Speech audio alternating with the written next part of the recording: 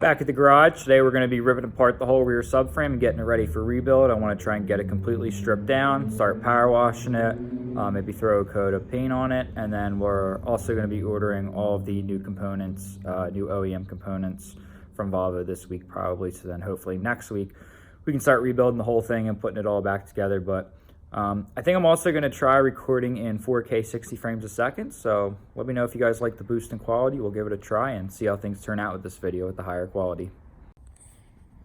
So I'm going to get right into it. We're going to start ripping off all this evap stuff. We got this big, I think it's called the overflow tank. We got a couple brackets here. We got the gas filler neck and everything, which you also got to source a new hose for because unfortunately I cut the old one even though it was absolutely disgusting, and they don't sell new OEM ones of those hose anymore that connects to the tank. But it's pretty much just 1¼ inch diameter hose, so that shouldn't be a problem.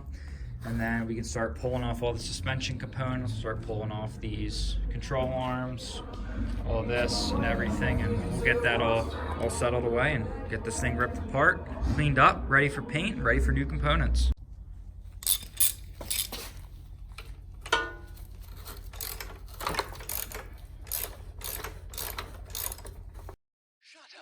And sit down.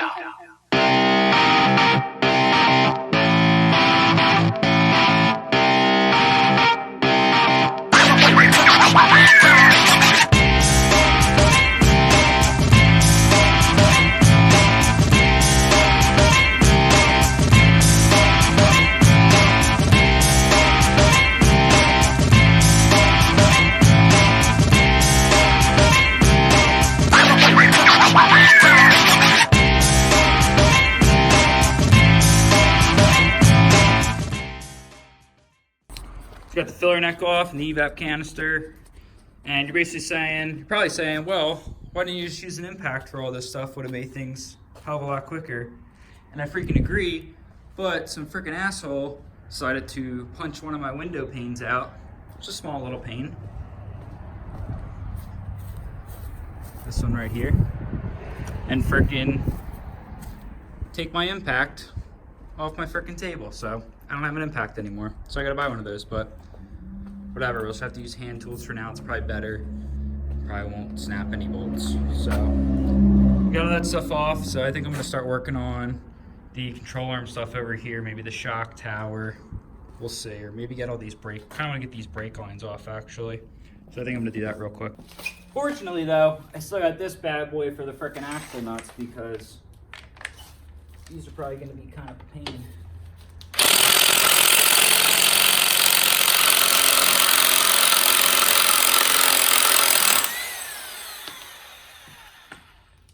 Not too bad, not too bad. So next we got these two bolts right here. We got a 17 and a 21. And then once we get these off, we can start getting this whole knuckle off. We gotta remove the ABS sensor and lower control arm bolt down there. So let's try and get these off real quick. Not bad, not bad. Still got thread locker on these bolts, so they're in pretty good condition. Not gonna reuse them, but I wonder if those were recently replaced.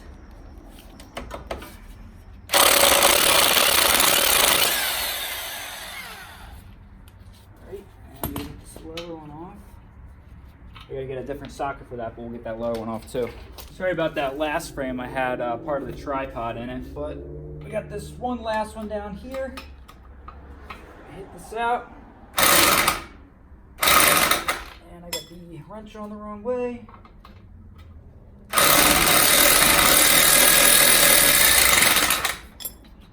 Very nice. Let's try hammering these out.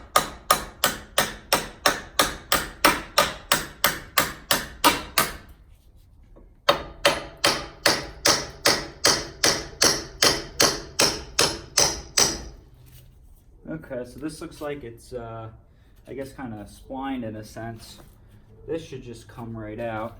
Try prying.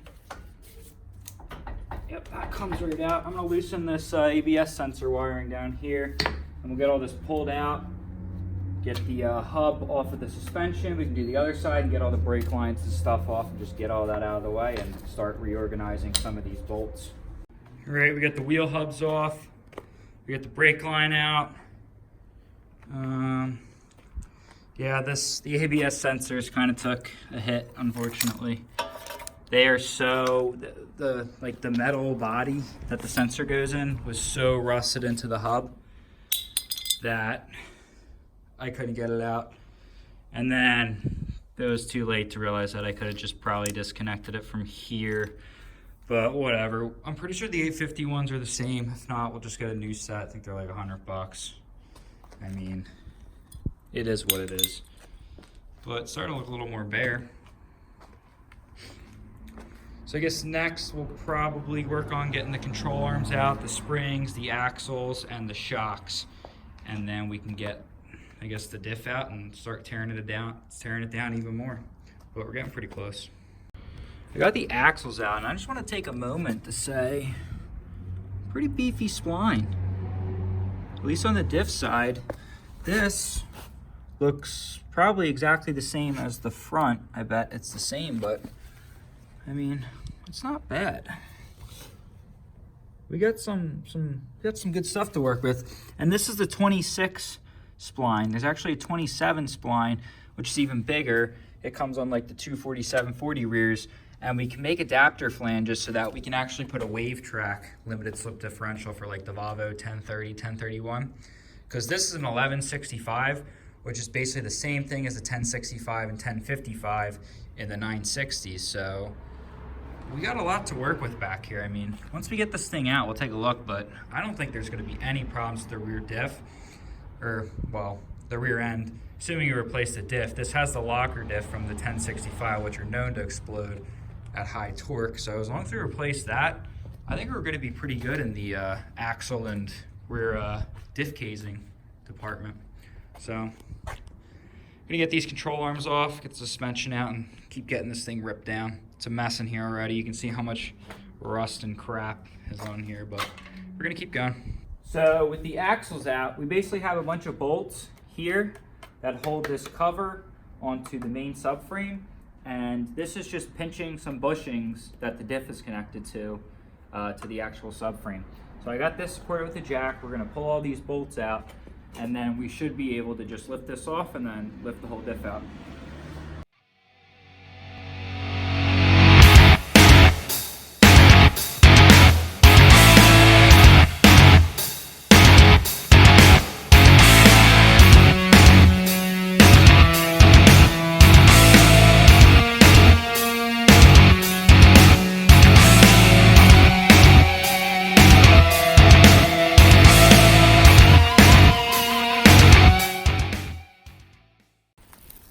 Got the rear diff and viscous coupler out as one unit.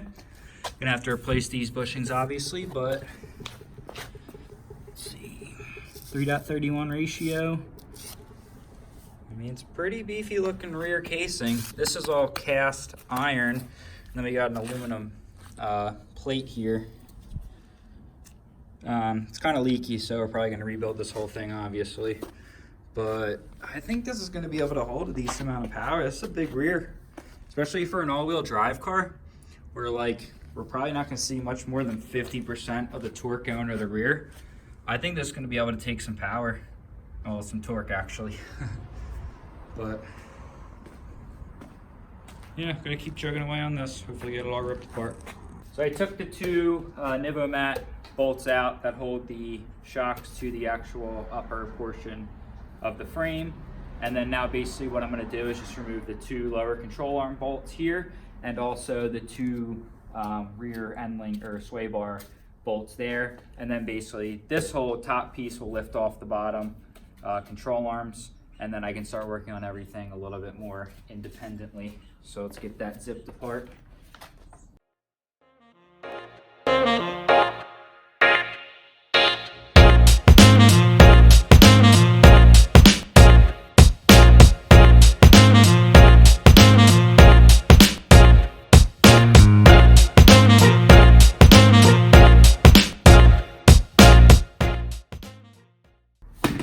Cool, so we'll get these bolts knocked out. Yeah. I also had to remove the two bolts that hold the stays in, and then now basically, because those are basically interfering with the the sway bar. So now I can get this all pulled off, hopefully. Nice. So now we're left with end links, sway bar, stays, which are already removed. I have brand new ones of these too, because these are disgusting. Shocks, we're gonna get the Corvette QA1 shocks. Springs, I don't know what we're gonna do with springs yet, probably adjustable spring perches and just regular universal coil springs. And yeah, I'm gonna start getting this stuff power washed and start getting all the other stuff off it, get it cleaned up, and hopefully I'll order all the components this week, and next week we can start rebuilding some of this stuff. So that's gonna be it for this video. Hope you guys enjoyed it. Before we wrap things up, I did start power washing everything, and wow, what a difference. These holes are just so crusted up with all kinds of road grime from 20 years, but I got it pretty well cleaned. I think that's about as good as I'm gonna get it with a pressure washer. I don't think paint's gonna have an issue adhering to it. It's a little, maybe you can do a little bit here, but this is really hard. So I don't know, probably just prime it really well, paint it. I mean, no one's ever gonna see it. Doesn't have to be painted perfectly, but let's compare this to,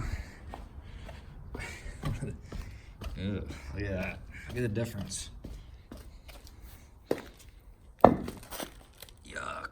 So I'm gonna get that one cleaned up tomorrow probably. I gotta get all these bushings pushed out. Probably gonna buy a puller tool or something from Harbor Freight. Get all that done. And then maybe get this painted this weekend or something. But yeah, I also got the lower control arm all pulled apart.